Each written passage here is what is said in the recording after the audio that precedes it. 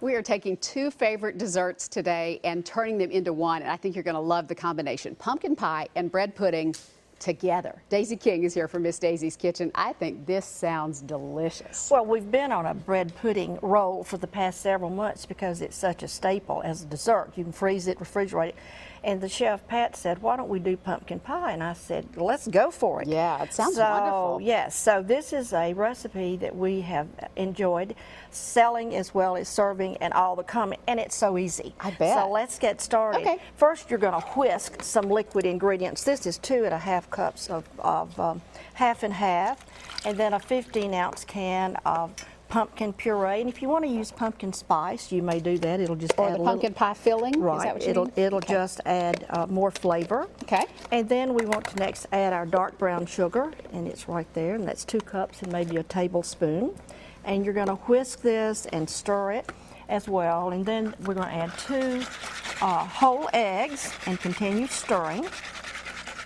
And those are our main liquid ingredients. And now we're going to add some spices to it. Pumpkin pie spice, that's 1.5 teaspoons, and 1.5 teaspoons of ground cinnamon.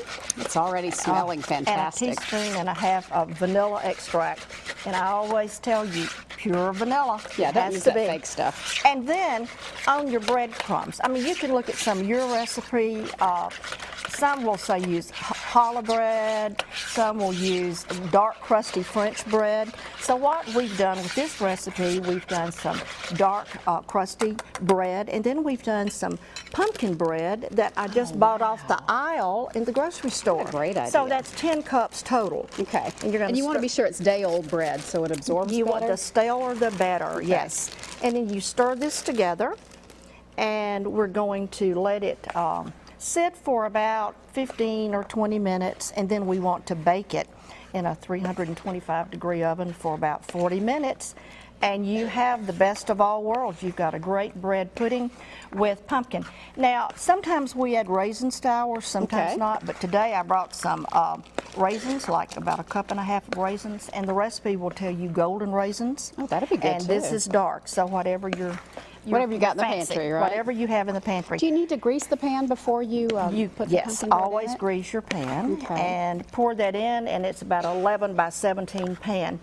And then your recipe, on as you're watching, calls for a caramel sauce that we have made. Because you got to make this even better, right? Yes, yes. Which we have given you the recipe for, and it's your 1/2 cup of unsalted butter, and then it's a cup and a fourth of brown sugar, and you want to melt the sugar in the butter, and then you're going to add your heavy cream, and you all may call it whipping cream to that, and just stir it until it's smooth, and once it's smooth, then you're ready to drizzle over the baked pumpkin bread pudding. But I told Meryl, you know, I'm in love with this line I carry at Grassland Market called Stonewall Kitchen. Their products are so good, and I said, please, may I talk about it? Sure. This is their maple honey caramel sauce. Oh, my. And if you think, okay, I'm going to let you taste this one, and then I'm going to let you taste this one. Okay. This is the one we made, which is divine. And then I've never met a caramel I didn't like. And 'tis the season. Isn't that wonderful? Man. Okay, now That's fabulous. this is our maple honey caramel sauce. So, you know, if you're in an area and you can't find this product, then I've given you the recipe for it, and so enjoy one way or the other. That's divine.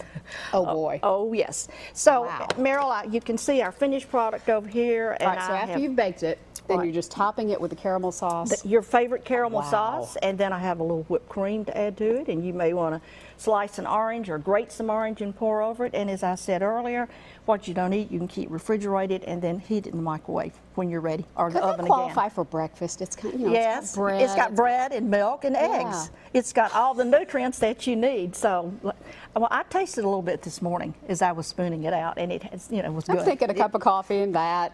You know, Right. every meal. Right. Well, try it. And the aroma, as your guests have come in the studio, they're like, what is that I smell?